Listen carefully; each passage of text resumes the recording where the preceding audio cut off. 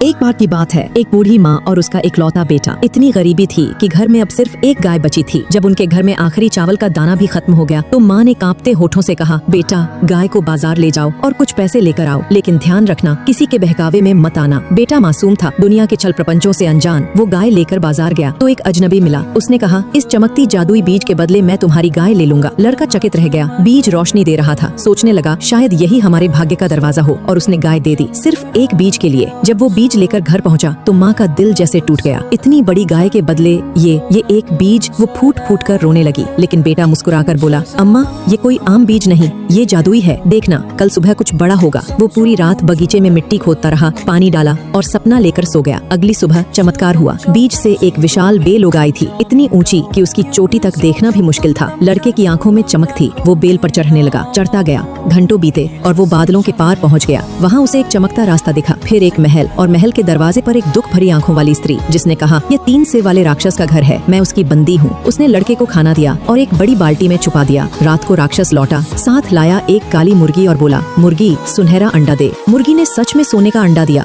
और लड़का बाटी के अंदर से सब देखता रहा। अब उसकी आंखों में डर नहीं, हिम्मत थी। जब राक्षस सो गया, लड़का चुपके से निकला, काली मुर्गी उठाई और साथ में उसका जादुई वाद्य भी लिया। लेकिन तभी राक्षस जाग गया और आग उगलता हुआ पीछा करने लगा। लड़का बेल की तरफ दौड़ा और तेजी से नीचे उतरने लगा। नीचे आते ही उसने पास पड़ी कुल्हाड़ी उठाई और पूरी ताकत से बेल को काट दिया। राक्षस आधे रास्ते में ही गिर पड़ा। लड़का दौड़ कर गया और उसे पूरी तरह खत्म कर दिया। अब वो माँ के पास लौटा, काली मुर्गी को दिखाया और माँ के सामने मुर्गी ने सोने का अंडा दिया। माँ की आंखों से आंसू निकल पड़े, पर इस बार दर्द के नहीं, खुशी के थे। अब न भूख थी न डर, सिर्फ प्यार और संगीत। माँ बेटे की दुनिया फिर से बस गई।